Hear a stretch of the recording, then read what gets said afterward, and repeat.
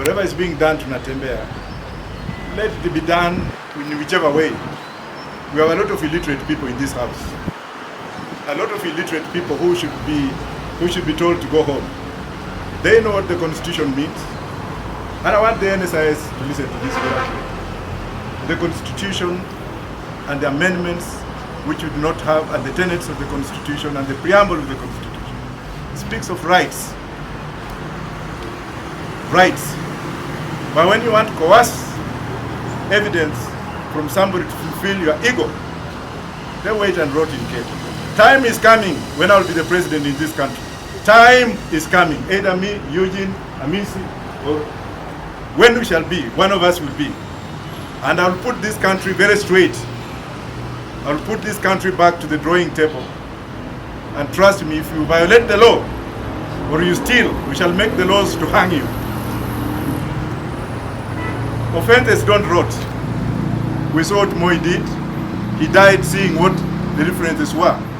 And I'm telling Ruto, my brother, you are a young man. You have been elected in whichever way. We have recognized you as the president. But let me tell you this. The same sword you are using will be used against you. Thank you very much. We have the SG. And it is very clear that KK regime is doing everything possible to incite Kenyans. And it is because they know if we continue and Kenyans continue with the resolve they have today of that KK must go home, there is no turning back.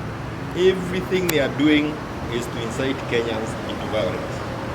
As we resist these unnecessary arrests, I urge Kenyans to ensure that they are not incited to the point where we are in a crisis and we don't focus on getting Ruto home. Natembeya and all others, there is a proper way of arresting people. Why cause all the mayhem they have caused in Tanzania? What kind of a regime are we talking about that cannot tell where the person they want to arrest is?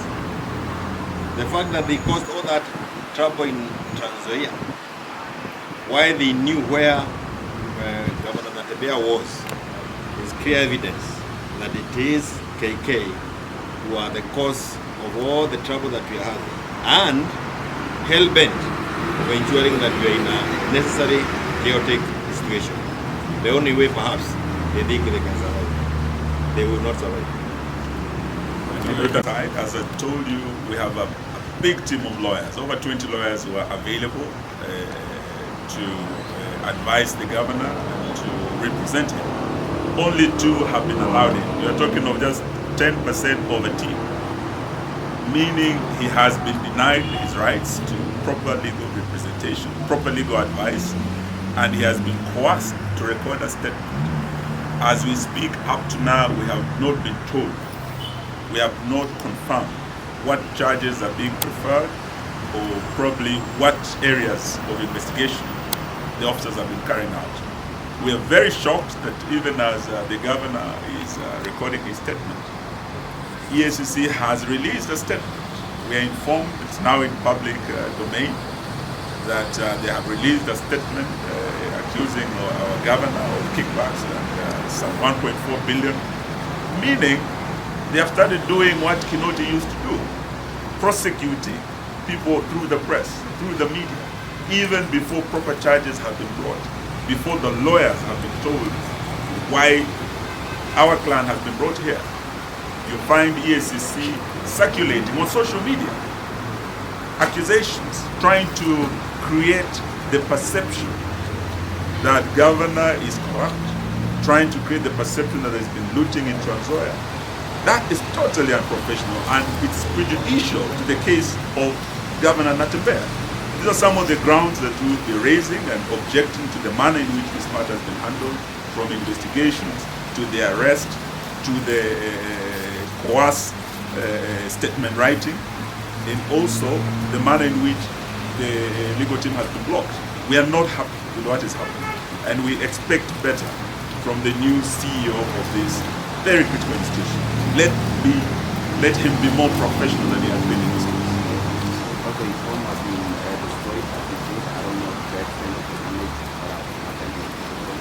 Both his homes in Nairobi and Kitale were raided, and as Jeremiah Kioni has said, it was not necessary for them to break into governor's home in Kitale. They knew he was in Nairobi, they went to Nairobi, and they have really traumatized his family. I was there this morning with his wife, and they are totally traumatized. This drama was unnecessary, and drama does not win a case. It is evidence. So please stop this drama. These are things we used to tell the former DCI Kinoti about the drama they were doing, and the commotion, and then the use of social media to prosecute their case in public. Let them, if they have evidence, they should have summoned the governor. They should have brought this to court, not to prosecute their case through social media. It's totally unprofessional, and we are not happy with that. Asante. Thank you very much.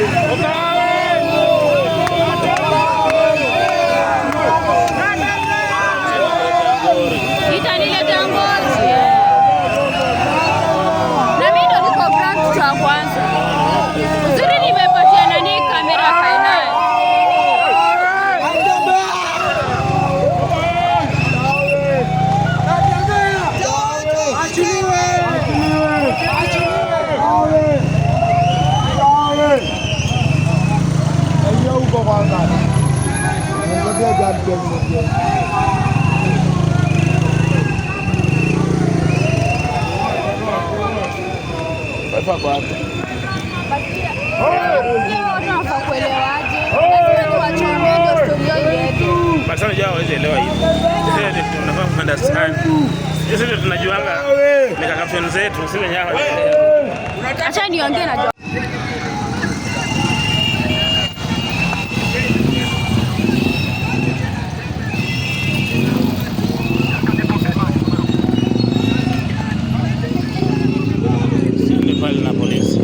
kuja.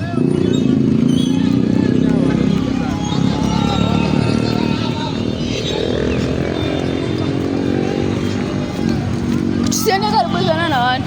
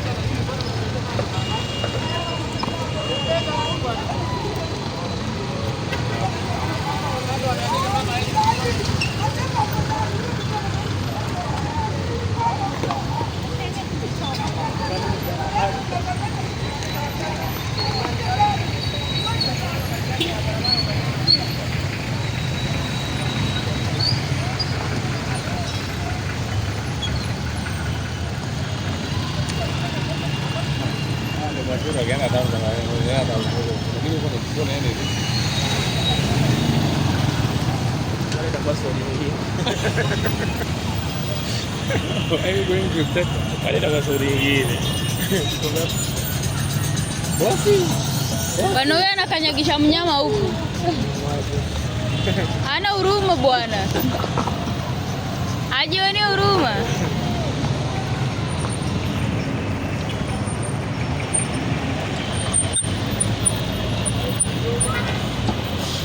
Jamani kidogo. Kitamumania. Kitamumania wacha acheze. Mheshimiwa. Mheshimiwa. Mheshimiwa. Mheshimiwa.